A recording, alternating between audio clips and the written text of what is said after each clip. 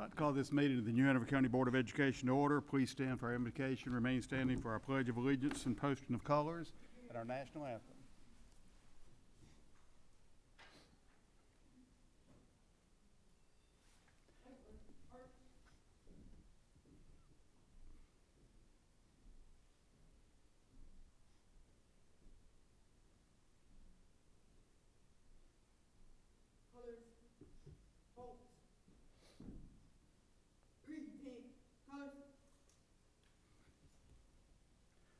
We'll have our invocation. Lord, we thank you for this day, this opportunity to come together, be with us as we discuss educational issues, provide us wisdom and guidance. And also we ask your guidance and wisdom for all leaders across this country, from the highest level to include everyone. Be with us as we go through this meeting and make us ever mindful of the needs of others. In your holy name we pray. Amen. I pledge allegiance to the flag of the United States of America and to the republic for which it stands, one nation, under God, indivisible, with liberty and justice for all.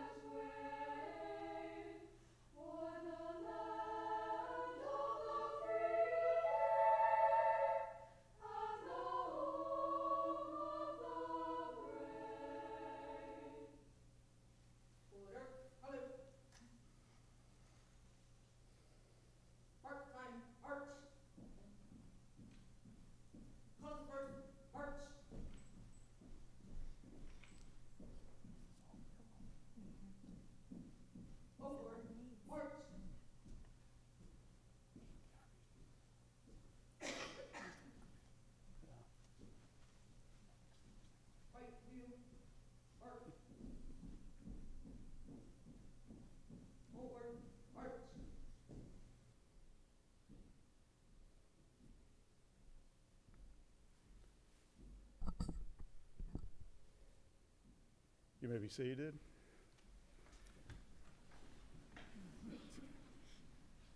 Mrs. Segerick, will you have the young ladies, is there a mic? Here's a mic right here. If you would go down and we're from Ashley High School, I know that, under the leadership of Mrs. Segerick.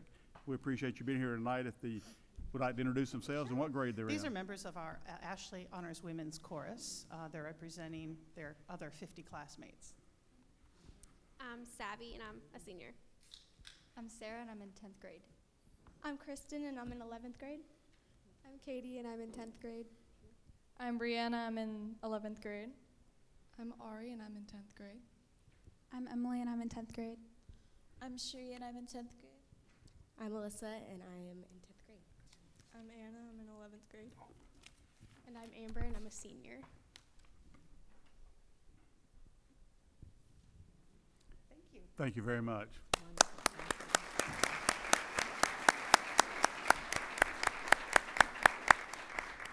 We'd now like for our color guard from New Hanover High School to please come forward and give us your names and rank and what grade you're in. I'm Cadet Second Lieutenant Tanal Javadi. I'm a junior at New Hanover High School. I am Cadet Staff Sergeant Tiara Allen in the 11th grade at New Hanover High School. I'm Cadet Staff Sergeant Jolie Hessenflow. I'm in 11th grade at New Hanover High School. I'm Cadet Staff Sergeant Alex Moon I'm a sophomore at New Hanover High School. Thank you very much.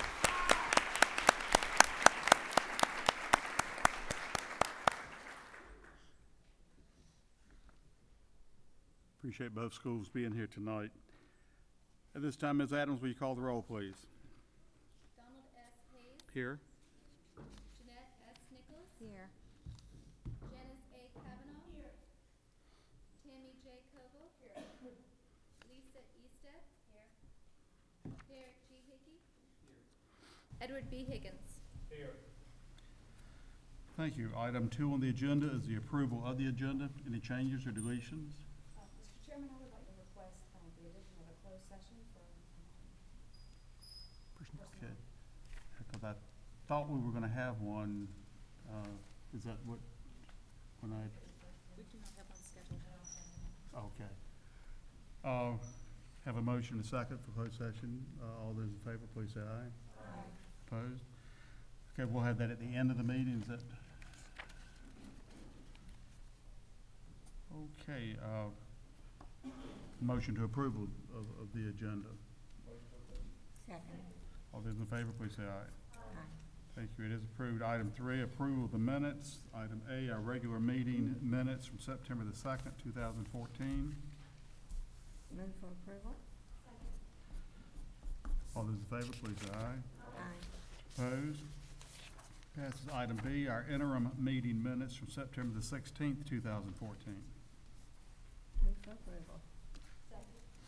All those in favor, please say aye. Aye. Thank you. Item 4 is recognition of achievement.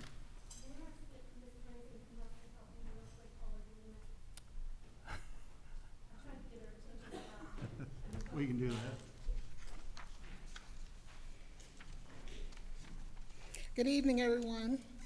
Our first recognition of the evening is for Ms. Alexandra Sider, who is the winner of the Professional Educators of North Carolina 2014 Young Artist Competition. Alex, who is now a 6th grader at Holly Shelter Middle School, created this award-winning piece as a 5th grader at Wrightsboro Elementary under art teacher Browlin Guthrie. Her design was used by Dr. Markley last year for his holiday greeting cards. I ask at this time if Alex would please come forward to be recognized, and if Ms. Guthrie is here, that she would come forward as well.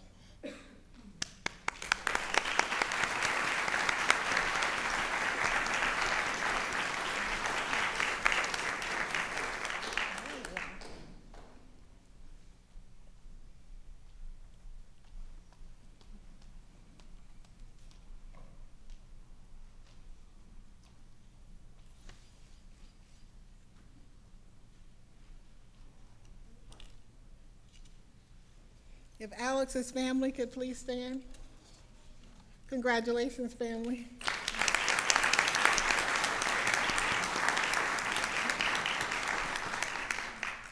Next, we'll recognize a young man who put forth an extraordinary effort to produce a new stand for the New Hanover High School Marching Band.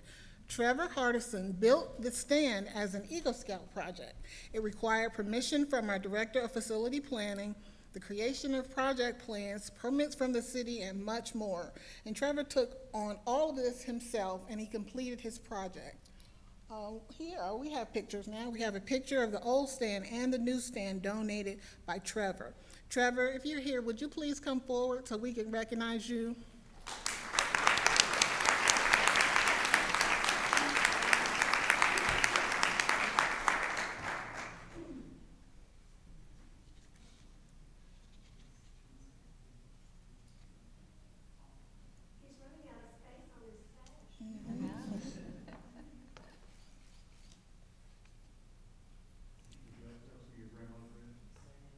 Mary Ann Nunley. Retired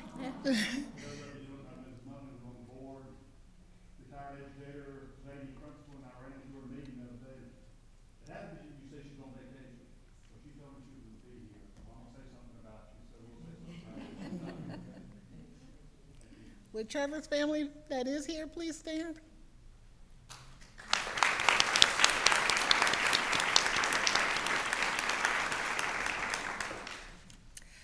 Next, the district would like to recognize a Pine Valley teacher for her outstanding accomplishment of being named one of Skype's master teachers.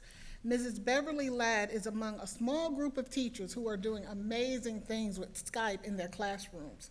She collaborates with classrooms across this nation and internationally. And she brings in guest speakers to enhance the curriculum in her classroom, and she's even taken her students on several virtual field trips. And we've shared some of that with the board, and it's just absolutely fascinating what she's done. We are so very proud of Mrs. Ladd, and we know her principal, Ms. Rebecca Higgins-Opgren, is as well. So Mrs. Ladd, would you please come forward?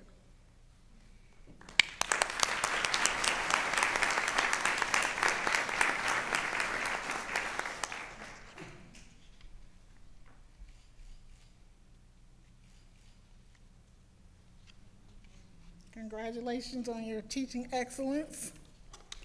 And finally, tonight we will recognize 3 of our schools who have been named the 2014 National Healthy Schools by the Alliance for a Healthier Generation. And they are Forest Hills Elementary School, Mary Middle School, and Holly Shelter Middle School. Each of these schools took part in the Healthy Schools program, striving to create and sustain healthy environments where students can flourish and be at their best for learning to take place. So first we will start with Holly Shelter, who received the Silver Level Award, and I believe this is the highest award our district has received from this organization. The principal is Ms. Jane Kiker, the child nutrition manager, Marilyn Savage, and the PE teacher, Randy Misketch. Please come forward, Holly Shelter, if you're here.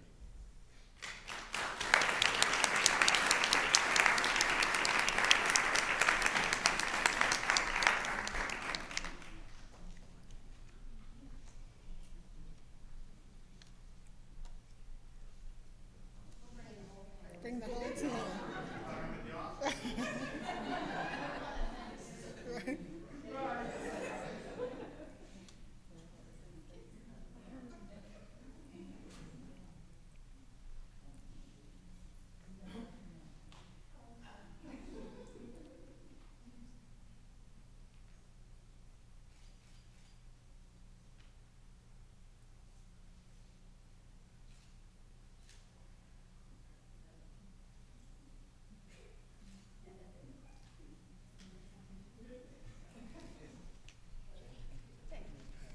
Congratulations.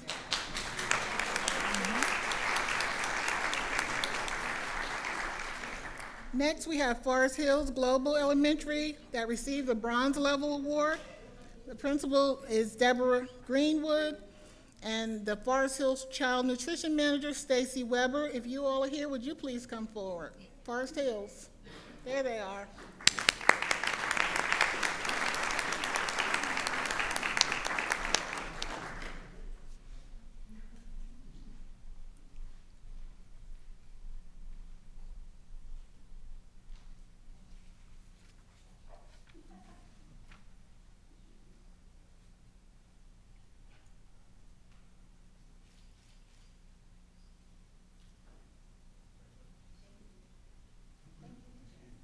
Congratulations, Forest Hills.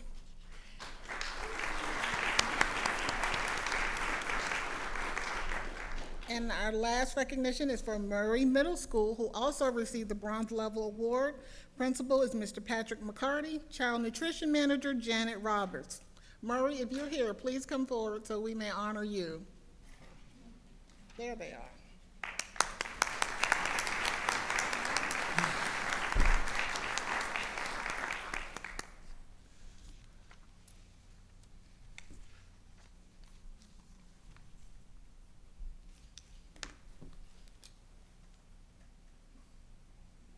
Congratulations. Thanks to everyone for giving us a reason to celebrate.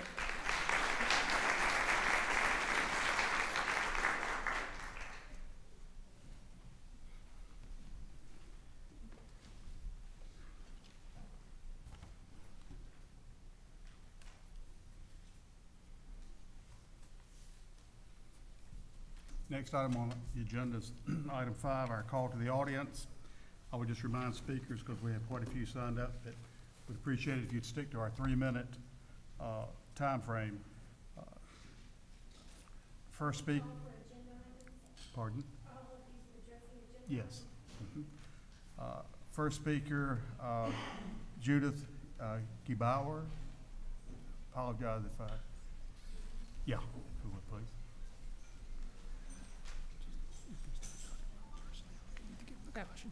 My name is Judith Gebauer, and I'm the parent of an AIG-identified 6th grader at Roland Grice Middle School. The AIG model that Dr. Smith will talk about today is based on the clustering of students of widely varying abilities. Teachers are expected to provide differentiated instruction in the classroom and to work closely with the AIG specialist. The goal is to raise the level for students of all abilities. Unfortunately, 7 weeks into the first quarter, we see the following. At least some of the teachers don't seem to be fully on board with the required changes or have the skills needed to differentiate in the classroom. Only after parents expressed concerns about the quality of instruction, the AIG specialist started to push into some of the classrooms and to cover content herself. More recently, though, she only discusses general issues with the students that are not really part of the curriculum, such as public speaking. So in most classes, there is no differentiation to speak of. Where there is some limited differentiation, we see the teachers becoming increasingly overwhelmed with work to a point where they have actually started to cut back on content. They have reduced homework and even cut whole project assignments. So instead of raising everyone up, the level of academic proficiency has started to come down. Further, at the beginning of the school year, parents were told that the performance of Roland Grice students was of particular concern in 2 areas, social studies and science. Well, the current situation for the 6th graders is this. The social studies teacher is a long-term substitute, is not AIG credentialed, does not differentiate in class, and does not work with the AIG specialist because the specialist is overwhelmed with all the other things she has to do. There is no science on the curriculum at all in the fall. This is a major cut in instruction time from last year. To summarize, in my experience, the suggested cluster model requires careful management by school administration, highly skilled and highly motivated teachers, as well as significant extra resources in the form of assistants, AIG specialists, and possibly smaller class sizes. None of this is available at Roland Grice. In closing, I would like to ask the board the following. Do not vote for the AIG cluster model, but instead look for less risky and more efficient ways to provide high-quality instruction to our children. Second, put pressure on the superintendent to ensure that Roland Grice is again led by an administration that is competent and concerned about the academic achievement of our children. Thank you. Thank you. Next speaker is Karen White.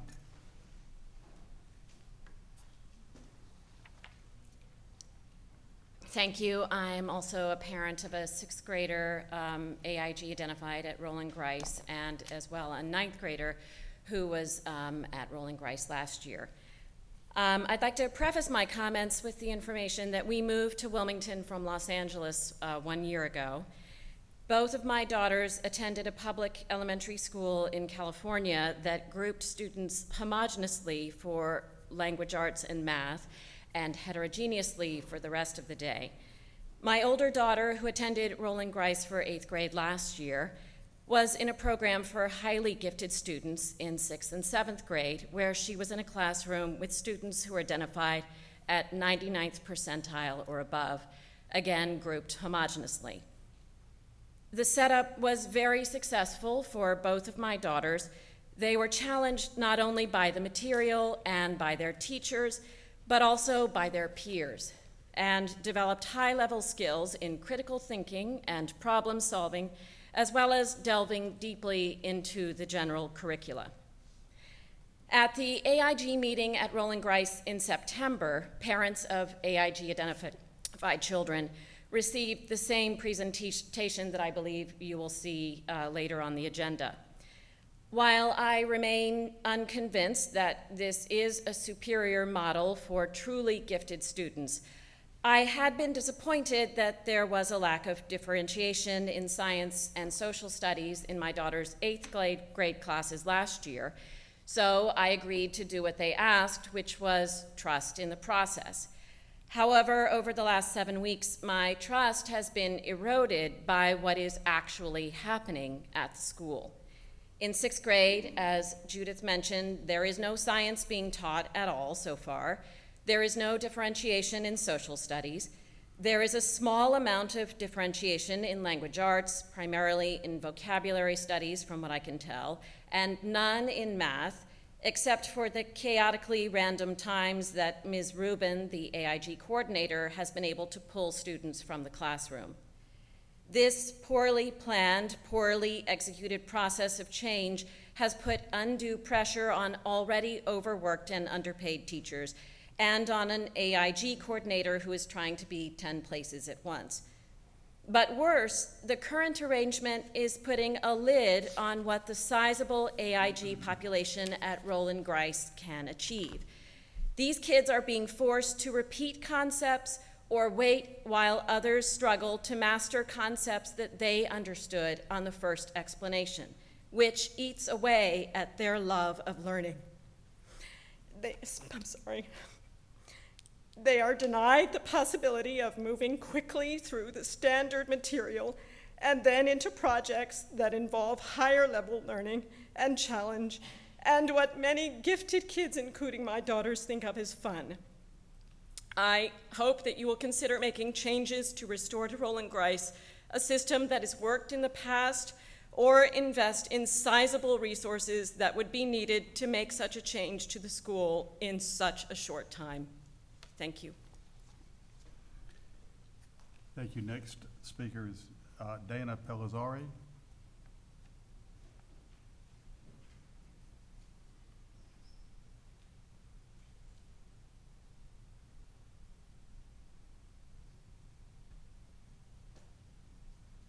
Good evening. My name is Dana Pellizzari, and I'm the parent of a 7th grade AIG identified student.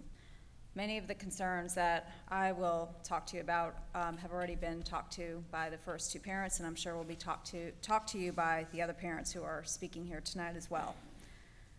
The current situation at Roland Grice, or the AIG situation, I think we have a lack thereof. The rollout of this plan, and I know that you've heard about it through several emails, conversations with administration, was a disgrace, and it was disrespectful, to be honest. Disrespectful not only to the parents, but to the teachers and the students as well. I can only describe the current situation, the current environment at Roland Grice as toxic. And that's a strong word, and I don't use that word lightly, but that's what we have there. We have a toxic situation. As you've heard already, there is no differentiation in the classes. We've been told repeatedly by administration, several members of administration, that the key to the cluster model, the success of this model, is differentiation in the classroom. And I can tell you from a 7th grade perspective, there is none. And I'm not talking about my daughter's math class because she's in an accelerated math class, but her social studies, her science, language arts, there's absolutely no differentiation going on. This is not a slight to the teachers or to the AIG coordinator who at this point are overworked and overwhelmed. There has been no professional development provided to them to make this program a success. I don't understand why, first of all, why this change was even made at Roland Grice. We have no problems grouping children according to ability in elementary school. We have no problems doing it at the high school level. I don't understand why the middle school level has all of a sudden become an environment where we can't group the students according to ability. And I wish someone would explain that to us. The truth of the matter is, you as the board are the ones who can make the changes here. The administration at Roland Grice has told us to, again, trust in the process.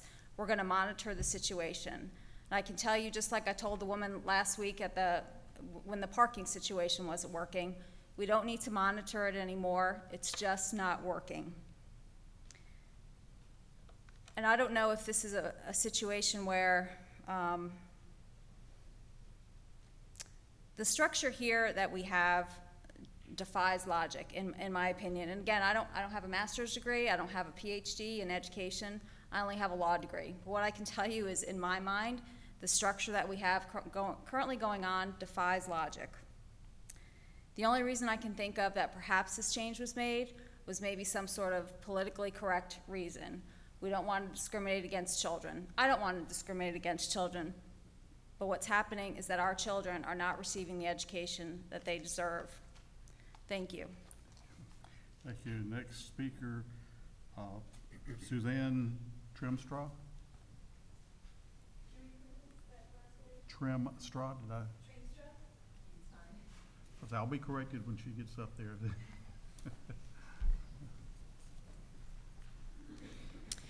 My name is Suzanne Trimstra. I'm the parent of a current 7th grader at Roland Grice. So I'm addressing the same issue as the other parents, and forgive us if we get emotional, but these are our children that we're talking about. I had sent a communication, which a lot of the Roland Grice parents here have received, as well as the board members. I only received a couple of very short responses to my communication, so I thought I would read a couple of excerpts of my letter that I sent to the board, and the parents have seen it as well, just to reiterate my position on this.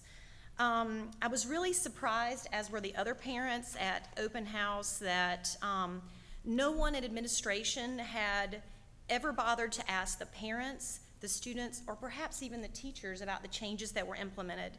My son arrived there and basically left in tears, thinking he had been demoted. And I assured him that wasn't the case, but it was quite chaotic that evening. Not having been given any forewarning of the complete overhaul of the AIG program. And when I say overhaul, in my opinion, what we have now is a lack of an AIG program.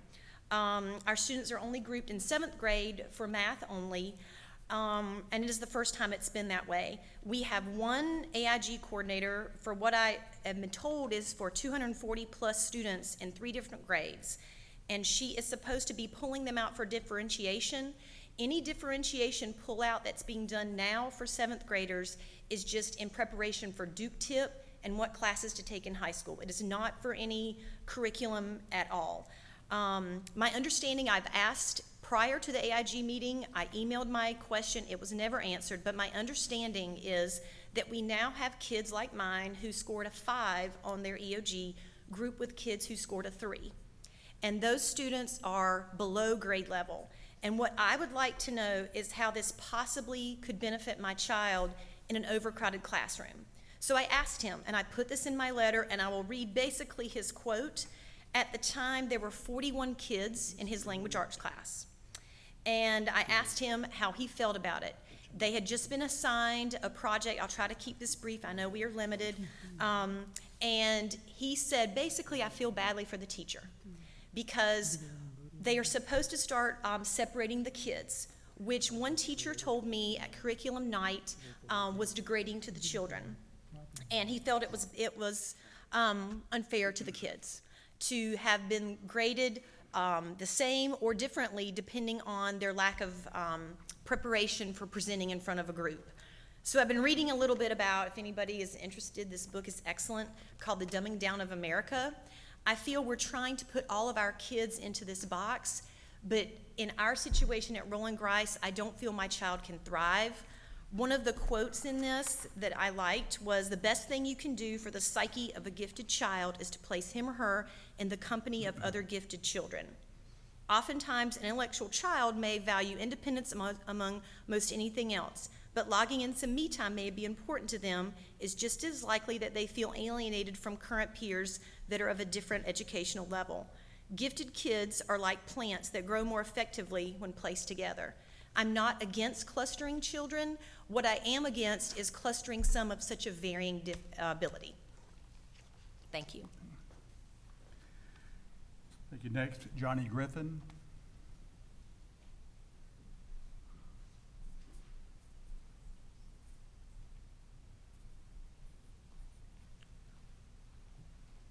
Thank you. I as well am speaking on the situation at Roland Grice Middle School with just a little bit of a different take. I would like to propose to the board that we eliminate tryouts for all New Hanover County athletic teams. I believe that any child who would like to play a sport should be allowed on the team. Then we can take the team and divide it into groups based upon the individual's different skill levels.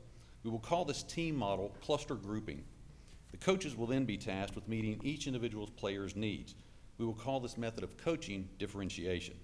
I'm certain our coaches have the capacity to teach some kids basic baseball skills, while at the same time fine-tuning the skills of kids who have been playing on all-star baseball teams their whole lives. Surely the superstar pitcher who desires to perfect his skills in hopes of getting a college scholarship will not mind practicing on his own, while the coach works with the new inexperienced players. Now, at the end of the season, this team will probably show greater improvement collectively in its abilities based upon taking low to average players and grouping them with the all-stars. We will call this performance measurement growth. But how did the all-star players perform this season? Unfortunately, they were not pushed as hard. Some lost interest while others underperformed. None of this is the fault of the coaches. They did the best they could under this concept of a new baseball program. Now, I'm sure you think this is an absurd idea. However, that is exactly what our teachers at Roland Grice have to do in the classroom every day. Our school has chosen to cluster group students in classrooms. Then teachers are asked to differentiate and help accelerate superstar students while providing remediation for students who are not on grade level and tested at a level 2 or 3 on the EOG, which is not proficient. Why is this acceptable in the academic arena, but yet unheard of in the athletic arena? In a staff presentation tonight, you will be told that New Hanover County Schools supports cluster grouping as one avenue to increase student achievement for identified AIG students. Yes, cluster grouping of students of similar ability in the classroom is a way to meet students' academic needs, but is it the best way? Just as putting all kids on a baseball team is a way, but I ask, is it the best? What if the superstar baseball player was grouped with other superstars and they were pushed beyond their limits? No idle time practicing alone while waiting for other kids to learn to hold a bat. But what is the ultimate goal? Is our goal simply achievement on a test given at the end of the year, or future leaders and Moorhead and Park scholars? What do the best coaches do? They look at other athletic programs to see what practices are yielding the best results. Have we looked at other systems in North Carolina to analyze what avenues of instruction are yielding best results? Well, I as a parent have. And incidentally, the highest performing schools in North Carolina, the schools that are producing the most Park and Moorhead scholars, are not using the cluster model. They're grouping the all-stars in classrooms together and pushing them to achieve more. Please consider the details of this program before you implement or support it. Please do not confuse measurements with desired results. Thank you. Thank you. Next, Laura Kellenberger.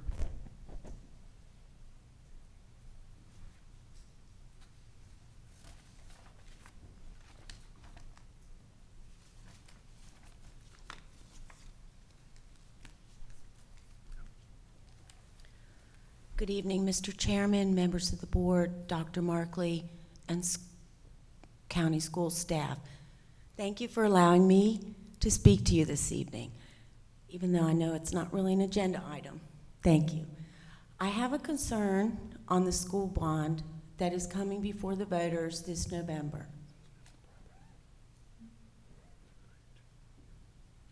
If the voters approve the bond, several of the projects to be approved is the building of a new elementary school in the northern section of the county and the replacement of 2 elementary schools, Blair and College Park and Blair. It has been said that Blair needs to be replaced due to its design. It is a school without classrooms, the doors open to the outside. That in turn makes it a safety issue for the students. In New Hanover County, we have another elementary school that was built using the same plans as Blair, Pine Valley. Pine Valley is a school without hallways, a school where the classrooms open to the outside. So we ask, why was New Hanover County School bond do not include Pine Valley Elementary for a replacement school? How do you measure the safety of students at one school over another? Thank you. Thank you. Next item on the agenda, item 6, administrative personnel. Dr. Markley. No administrative personnel. Item 7, Head Start. No Head Start items this evening.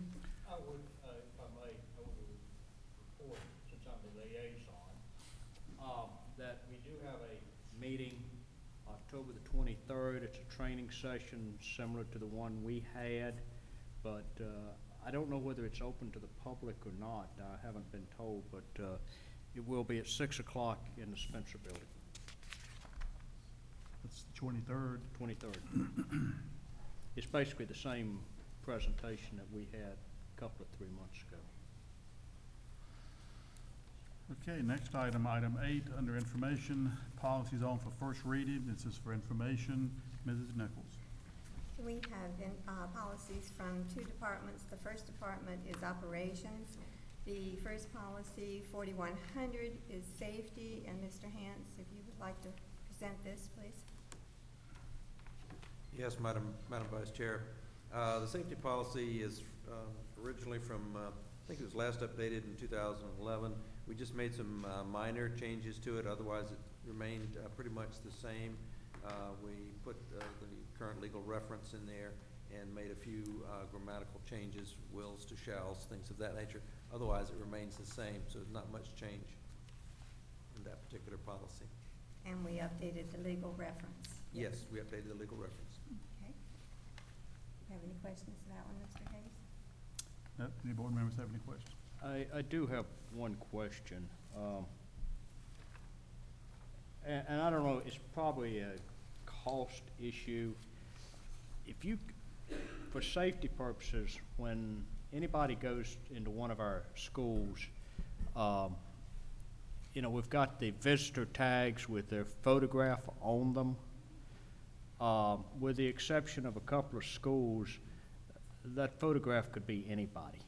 I mean, they are virtually impossible to distinguish. There are better products on the market. I asked a question one time to a vendor, and they said it has to do with the resolution of the cameras that we are using.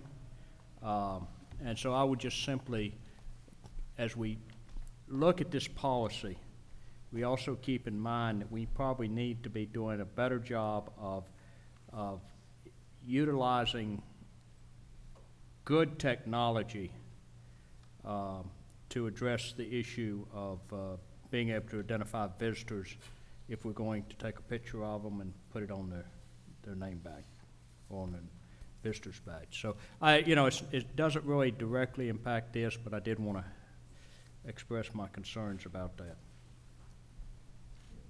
Thank you, Mr. Higgins.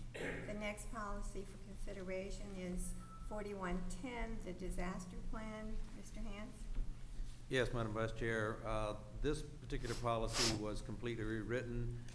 It's being updated from a 1987 policy, and we have rewritten it to reflect and comply with the current guidelines from the state and to reflect how we interact with county emergency management at this time. And so it is completely rewritten and reflects what we are actually doing and what we have been doing for quite some time.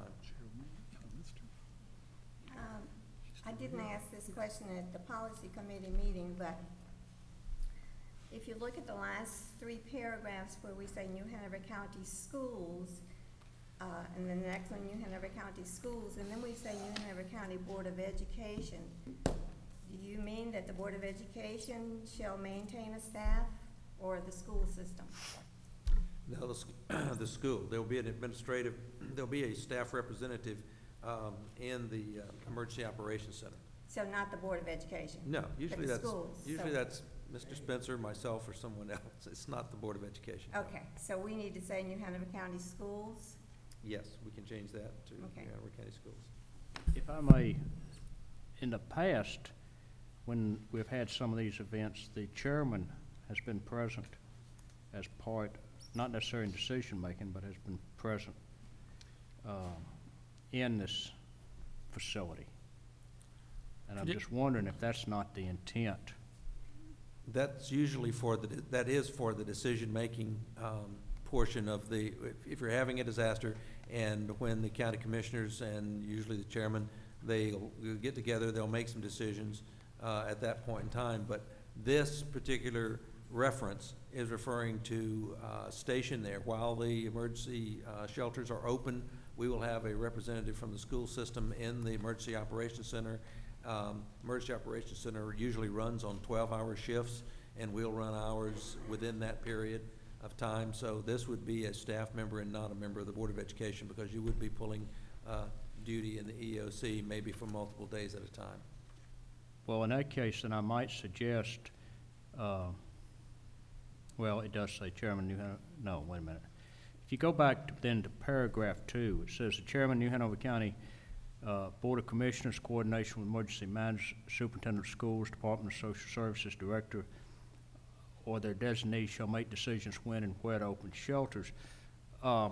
It would seem that at some point in time, I mean, I'm not suggesting that the chairman of the school board would stand in the way, but I think the chairman of the Board of Education ought to also be a party to these decisions that are being made.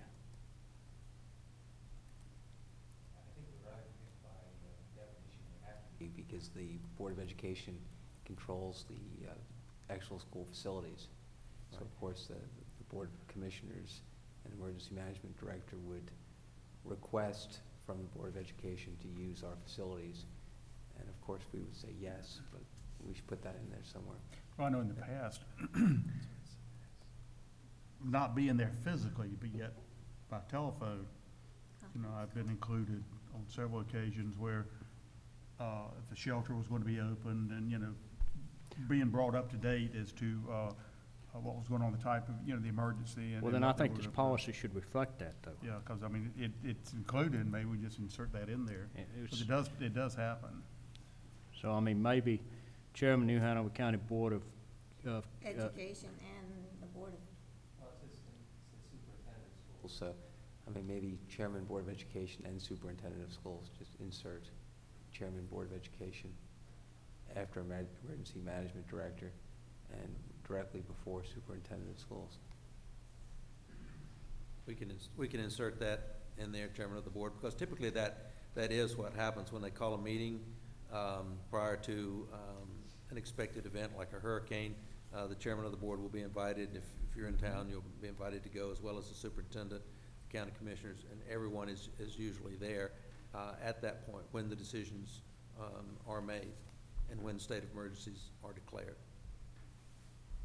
I just want to make sure that they understand that we need to be included, because I know that in the few meetings I had been to when I was chairman, it seemed that the whole county commission was there, but just one representative. And I think, you know, while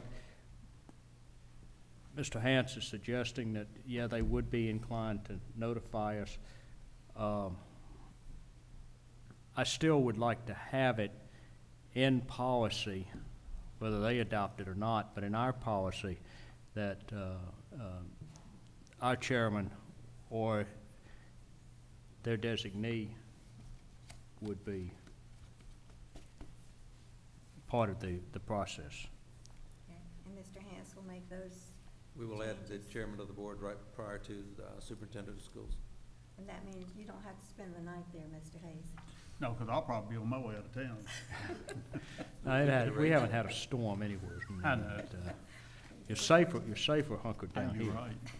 And the last policy from that department is 4250, traffic and parking controls. Mr. Hance? Yes, Madam Vice Chair, this is another policy that is being updated from 1990, and there are very little changes because it is a broad policy.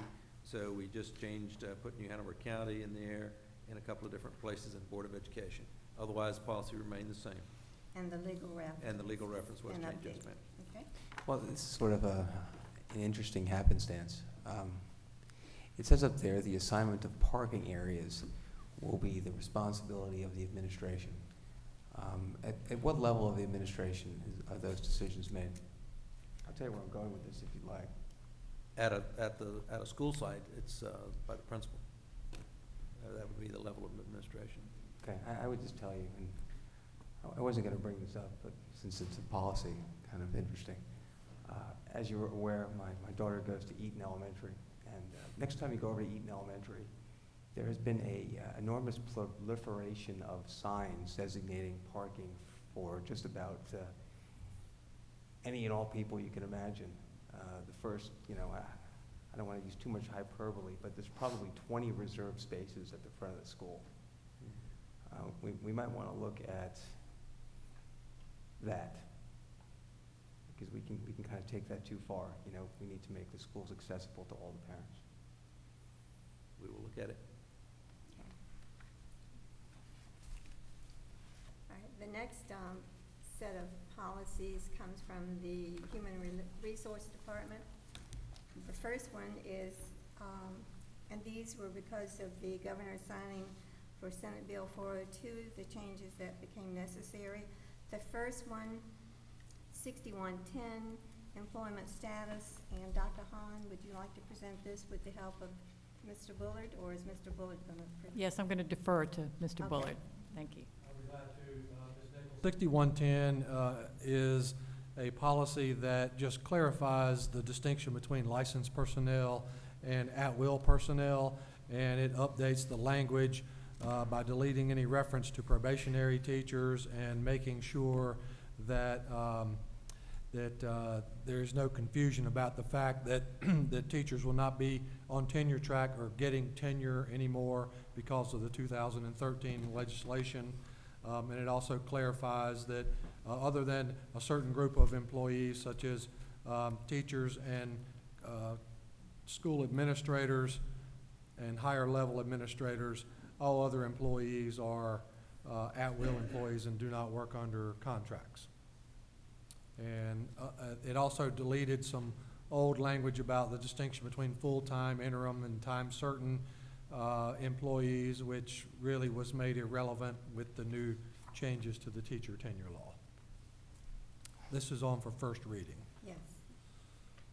Any comments from the committee or the board? The second policy, 6121, we're going to ask that you, and we did notify you ahead of time, the board, that we need to waive the first reading for this and to approve it tonight. And Mr. Bullard, would you explain why? Yes, this is your policy dealing with the hiring of administrators, and particularly school administrators as defined in the statute, which generally includes administrators who work in the area of instruction, who either teach or supervise teaching or supervise instructional programs. Those are the individuals who work under contracts by statute of up to 4 years. And it just clarified that and then provided some detail as to the process for hiring school administrators, the process for renewing or non-renewing them, and the process for terminating them if that becomes necessary. Nothing was really changed in the recent legislation regarding school administrators, but while we were changing the statute dealing with teachers, we thought it would be a good idea to update the statute dealing with school administrators and just specify the procedure for hiring, renewing, non-renewing them, and just make it consistent with the current statute. So we need to vote on this one, Mr. Hayes. Are there any questions from the board on this one? I must have missed, why are we having to waive first reading so we can go ahead? I heard the explanation of what this is all about, but why is it imperative we vote on it tonight? I think the thinking was that we're hiring administrators, and in case there are some openings that come up, we need to have the policy in place before the next hire. Is it anticipated you're going to be hiring any administrators between now and the November? You'll have one at your November meeting. We'll have one at the November meeting. Yep. Which will be what? But they're not hired until we've signed a contract with them, right? Assistant principal. So if this is on for second reading in November, we approve it, we can approve the hiring, but until they sign the contract, they're not actually bound by it, so therefore, they would be covered, wouldn't they? If you approve this for second reading before you did the personnel agenda, but I were interviewing for a position, I'd like to have this policy firm before, to make sure I understand how it's going. So the people who got hired last month, let's say, I don't remember whether we hired anybody last month, but anybody got hired last month, you're saying would not be covered by this?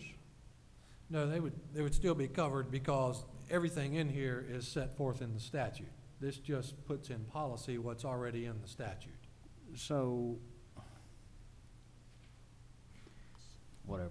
It just doesn't make any sense why we would rush to do this if there's no pressing need. But if it's I can add already- one other part that we had that is new to this, and I think, I'm not sure, but I think it came from the direction of the board, that we included when we held these type of interviews, that we would have a special representative from the area, from central office, that felt that was a critical point, that they wanted us to start incorporating this summer, which is what we did, and that's one of the things that is added. And I think we wanted to make sure that that was a required piece, that we would be following through from summer actually going forward.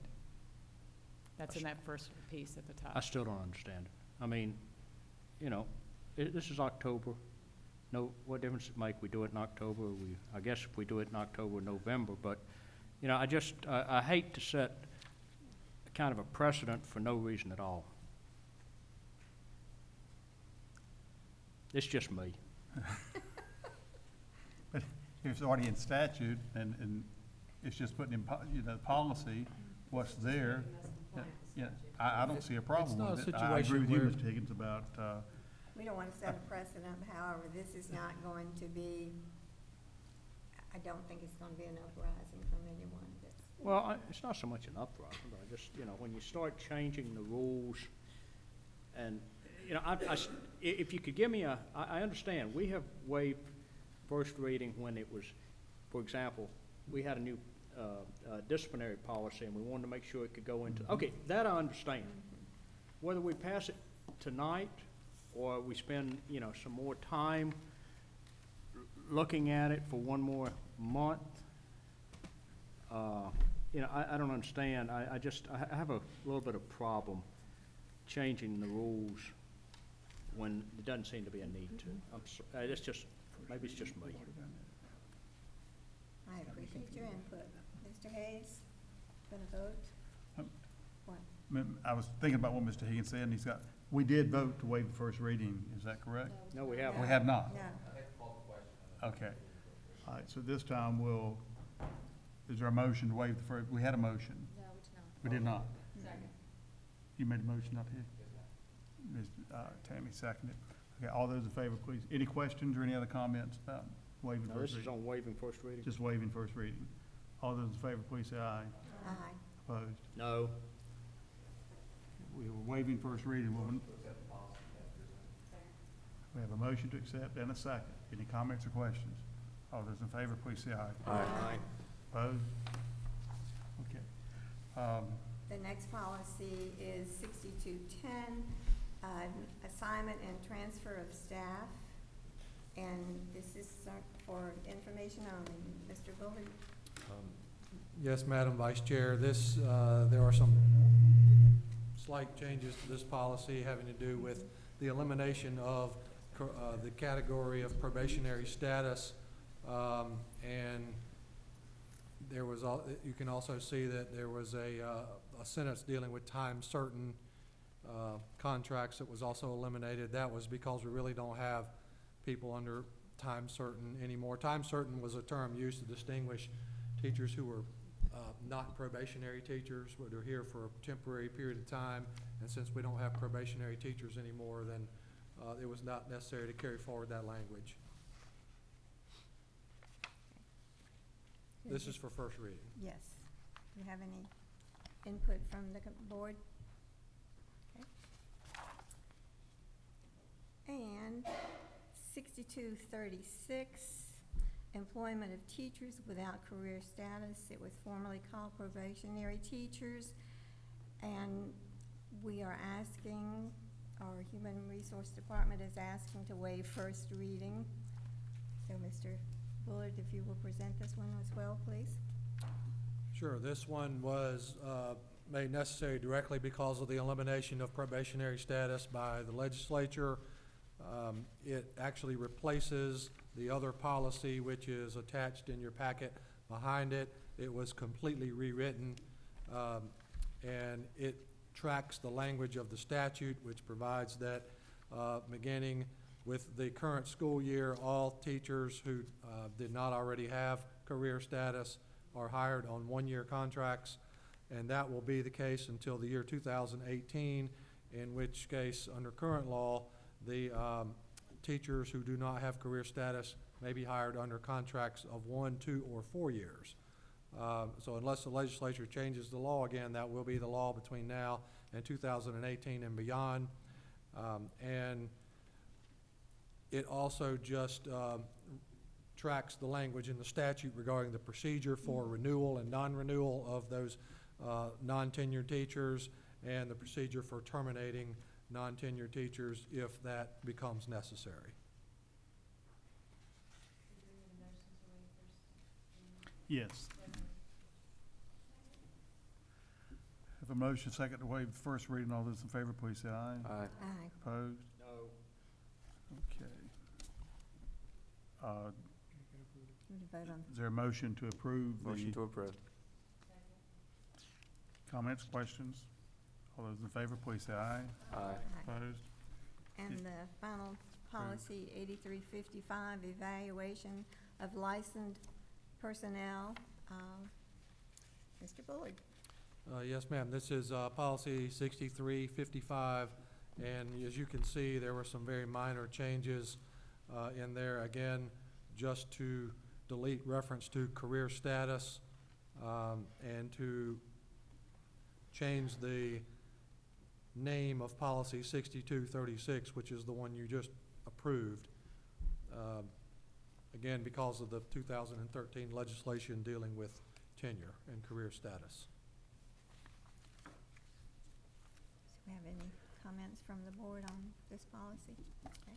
That was for a first reading. Yes, all for first reading.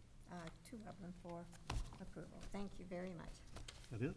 Yes, thank you. Okay, at this time, I'd like to apologize. I overlooked one speaker who had signed up, so I apologize. I just don't know how I did that, but I did.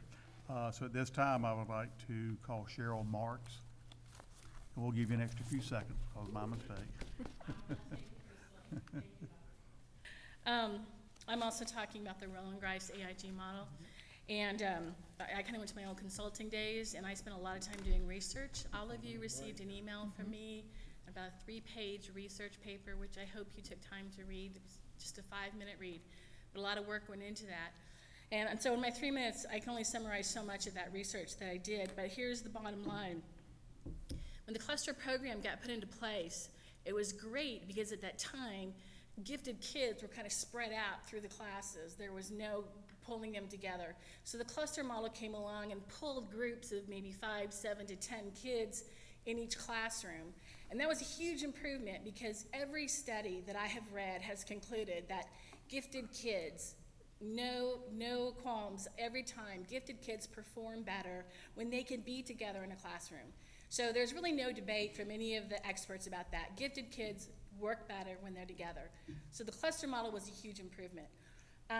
Roland Grice has historically had a homogeneous model, which has just said that not just benefits the AIG kids. For those of you who have kids who are not gifted and you think it doesn't matter to me, or my kids did fine and they weren't gifted, they all benefited. Every single class was homogeneous.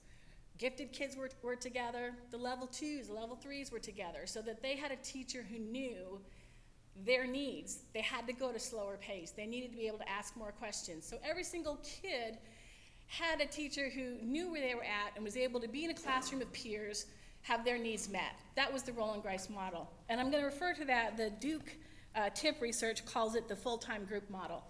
And what I did was I have a 1-page summary, which I know I'm not allowed to interact with you all, but I might just leave them if you want to take a piece and look at it. But let me just tell you, this is from the Duke TIP organization company that put out a summary. And they're saying basically which model is best for AIG students. Second place was the cluster grouping, and they said the benefits of it was putting the kids together. The huge disadvantage of it was that multiple instructional plans are required. And from all the reading that I did, it is not easy. And in fact, many teachers can't effectively accomplish it, quite frankly. It requires a lot of planning, a lot of training, and the right kind of teachers who can sit in a classroom with 3 different levels of kids, develop curriculum for each level of kid, and give each level the time that they need. It's really, really hard. That is what Duke Tip says is the downside to the cluster model. What are you telling me? I'm sorry, what was that? Okay, 30 seconds? Uh-oh. Okay, and so the full-time grouping had no disadvantage. He said I got a few extra minutes because you forgot me. No, that's in seconds. Oh, seconds, okay. The Duke has no downsides. The only downside, it said, for the full-time grouping was a perception that, wow, this is really extreme. That was the only downside. Not a problem at Roland Grice because we've always had it this way.